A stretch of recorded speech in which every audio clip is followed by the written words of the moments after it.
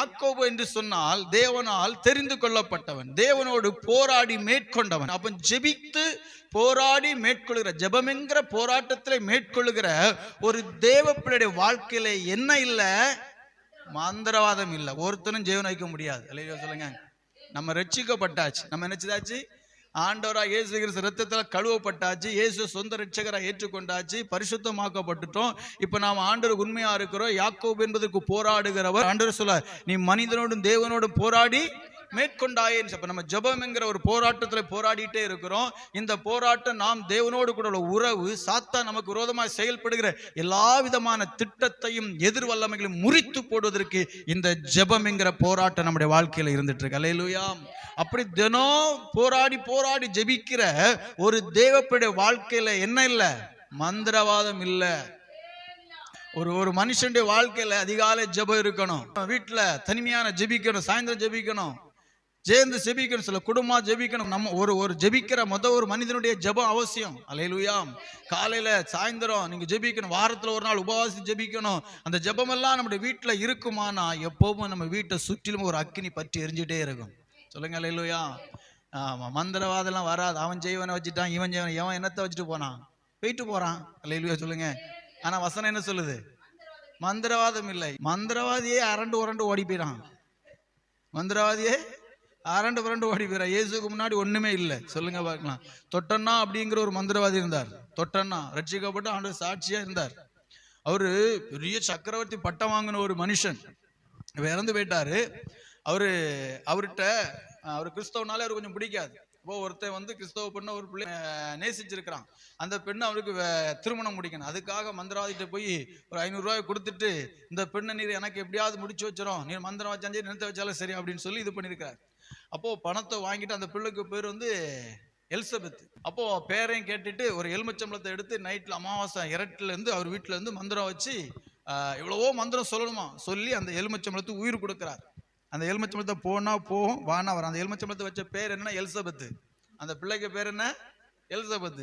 இந்த எலுமிச்சம்பளத்தை எலிசபெத் வானா வரும், போனா போகும். அப்படி உயிர் கொடுத்து எல்லாம் முடிஞ்சு கடைசியில ஒரு 2-3 நிமிஷம் இருக்கு. அந்த கடைசி தருணத்துல நிற்கிறாரு. நிற்கும்போது திடீர்னு அவர் ரூமுக்குள்ள அந்த இருட்டுல இருந்து அவர் செய்துட்டு இருக்கிறாரு. அந்த ரூமுக்குள்ள பார்க்க கூடாத ஒரு பேர் வெளிச்சம் பிரகாசிச்சான். அல்லேலூயா. பிரகாசிச்சுட்டு வார்த்தை சொல்லிச்சு, தொட்டனா உன் மந்திரம் எல்லாம் முடிஞ்சு போய் நீ என் பிள்ளைக்கு விரோதமா செயல்படாத, நான் தான் மெய்யான ஆண்டவராக இயேசுன்னு சொன்னார். அல்லேலூயா சொல்லுங்க. அல்லேலூயா.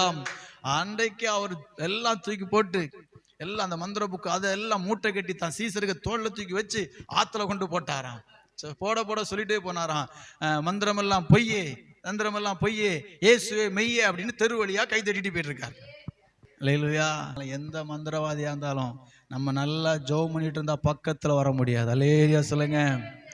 நிறைய சாட்சி இருக்கு, நிறைய இருக்கு. இதெல்லாம் மந்திரவாதிலாம் திருச்சியே ஓடி இருக்கிறாங்க.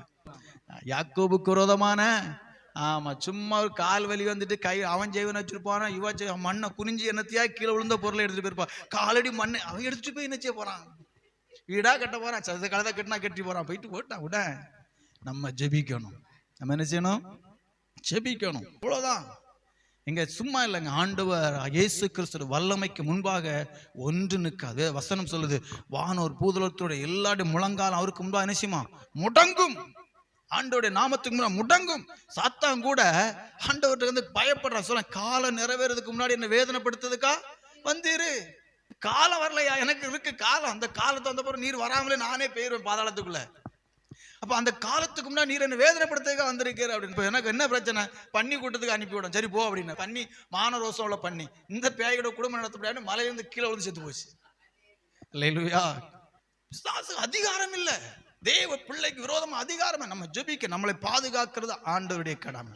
நம்ம ஆண்டவர் உறுதியாய் பற்றி இருக்கிறோம். போராட்டம்ங்கிற ஜெபத்துல போராடிட்டு இருக்கிறோம். நினைச்சிட்டு இருக்கிறோம். அதாவது பவுல் சொல்கிறான், ஜெபத்தில் போராடுவது போல நீங்களும். அப்ப இந்த ஜெபம் எதற்கான வார்த்தை சொல்றார்? போராட்டம் என்பது நாம் எப்பொழுதும் பொல்லாத ஆவிகளோடு யுத்தம் செய்து நமக்குரிய உடைமைகளை, நமக்குரிய பாதுகாப்புடைய, நமக்குரிய எல்லா காரியத்தையும் தேவனுடைய இரத்தத்துக்குள்ள ஒப்பு கொடுத்து காத்து கொள்ளும்படிக்கு. அல்லேலூயா. ஒன்று நம்மளை என்ன செய்ய முடியாது? சேதப்படுத்தவே முடியாது. ஆண்டவர் சொன்னார், ஒன்று உங்களை சேதப்படுத்தாது. என்ன பாருங்க, சங்கீதம் 99 அழகா ஆண்டு சொன்னார், சிங்கத்தின் மேலும் யார் நடக்கணும்? யார் நடக்கணும்? அது வசனம் சொல்லுது, நீ நடந்து. அப்போ வலு சர்ப்பத்தை என்ன செய்வான்? மிதித்தே போடுவாய். எதற்காக அந்த வார்த்தை ஆண்டவர் சொல்றாரு? யாக்கோபுக்கு விரோதமான மந்திரவாதம் இல்ல, சக்தி இல்ல, பிசாசுல போராட்டம் இல்ல, எல்லாம் நம்மளை கண்டு போயிடும். உண்மையா நல்லா ஜெபம் பண்ணுங்க, நல்லா ஆண்டவர் நீங்க ஆராதிங்க, நல்லா கர்த்தருக்கு உண்மையா இருந்து பாருங்க, உங்களை கண்டா விலகிதான் போகும். அல்லேலூயா. நம்மகிட்ட ஒண்ணு என்ன செய்யாது, வராது. நம்ம ஜெபிக்கணும். ஜெபிக்காமல் இருக்கிறவர்களை தாக்கும். ஏன்? ஜெபம் என்பது தேவனுக்கும் நமக்கும் உள்ள உறவு. வேதம் வாசிப்பது, ஆராதனை என்பது கர்த்தருக்கும் நமக்கும் உள்ள உறவு. புதுப்பித்துக் கொள்ளுகிறோம்.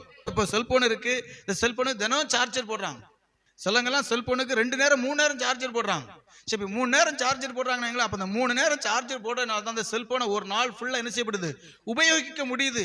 அப்போ அதுக்கே ஒரு நாளைக்கு 3 நேரம் சார்ஜர் போடுறோம் அப்படின்னா, நம்முடைய வாழ்க்கையிலே நாம் எவ்வளவு நேரம் தேவனோடு கூட சஞ்சரித்து கொண்டிருக்க வேண்டும். அல்லேலூயா. யோனோக்கு 300 வருஷம் தேவனோடு சஞ்சரித்தானா? எத்தனை வருஷம்? 300 வருஷம் தேவனோடு சஞ்சரித்து குமாரனையும் குமாரத்திகளையும் பெற்றார். குடும்பம் கர்த்தரோடு சஞ்சரிப்பதற்கு தடை கிடையாது. குடும்பம் ஜெபிப்பதற்கு தடை கிடையாது. குடும்பம் வேதத்தை வாசிப்பது தடை கிடையாது. குடும்பம் ஆண்டவர் ஆராதிப்பது தடை கிடையாது. குடும்பம் சொல்லி குடும்பத்தை பார்த்துட்டு பரலோகத்தை விட்டா போக முடியும்?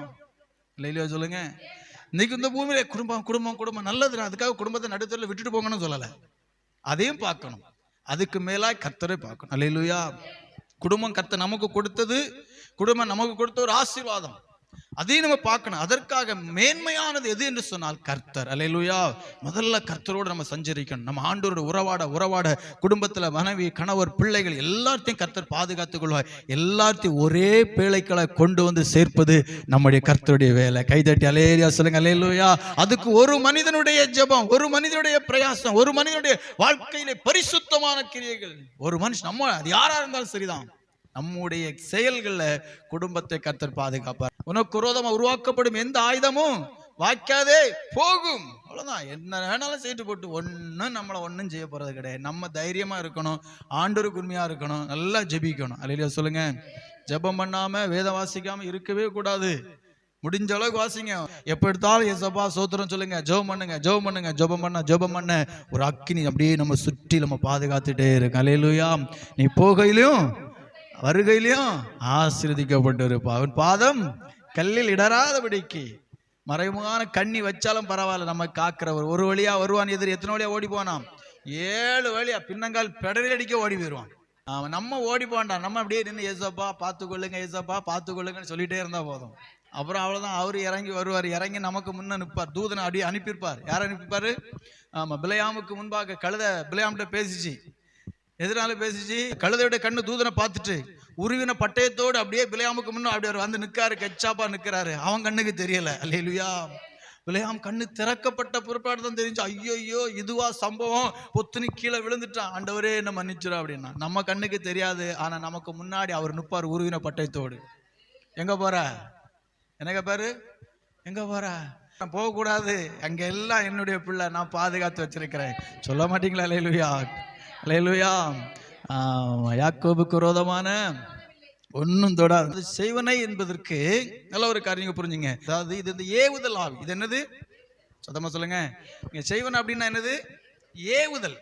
ஏவுதல். நீங்க ஒரு வசனத்தை கூட வாசிங்க. சங்கீதம் 59ஆம் சங்கீதம் அந்த ஹெட்டிங்ல வாசிச்சீங்க அப்படின்னா, சவுல், நல்லா நீங்க புரிஞ்சிடுங்க, சவுல் தாவீதை கொல்வதற்காக ஏவல் ஆட்களை அனுப்பின போது போதும். இப்போ யார கொல்லதுக்கு என்ன அனுப்பினானா? சவுலு ஏவல் ஆட்களை அனுப்பினான், ஏவி விட்டானா. இப்போ செய்வனும் அப்படிங்கிறதுக்கு அர்த்தம் என்ன? பிசாச ஏவி விடுறது. இன்னாரு அழிச்சிரு, இன்னாரு குடும்பத்தை அழிச்சிரு அப்படின்னு. சாத்தான் மனிதனை ஏவி விடுகிறதற்கும் மனிதன் சாத்தானை ஏவி விடுறதுக்கு என்ன வித்தியாசம் இருக்கு? நல்லா புரிஞ்சுங்க. இப்ப சாத்தான் மனிதனை ஏவி விடுறான். பைபிள்ல படிச்சீங்கன்னா சாத்தான் மனுஷனை ஏவி இருக்கிறான். தாவீதை ஏவி இருக்கிறான்.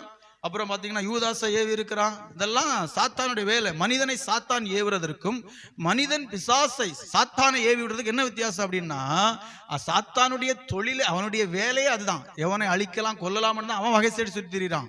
அதனால அவனை குறிச்சதுல என்ன இல்லை சொல்ல வேண்டிய அவசியமே இல்ல. ஆனா மனிதன் பிசாசு அல்லது சாத்தானை ஏவி விடுகிறான் அப்படின்னு சொன்னால் இதோடைய அர்த்தம் தான் செய்வன. என்னது? பில்லி சூனியம், மாந்திரிகம். அல்லேலூயா சொல்லுங்க. இப்ப எப்போ நமக்கு விரோதமா எது வந்துச்சு? பிசாசு வந்துச்சு. நிறைய பேர் பிசாசு போராட்டத்துல மாட்டிருப்பாங்க. இவங்களுக்காக ஜெபம் பண்ணும்போது அந்த பிசாசு அதுவாட்டே சொல்லும், நம்ம கேட்கண்டாம். அல்லேலூயா. அதுவாட்டே சொல்லும், இன்னார் என்ன அனுப்பி விட்டா, இன்னார் என்ன அனுப்பி. சாத்தான் மனிதனை ஏவி அனுப்புவதற்கும் மனிதன் சாத்தானை அனுப்பிவிட வித்தியாசம் என்ன?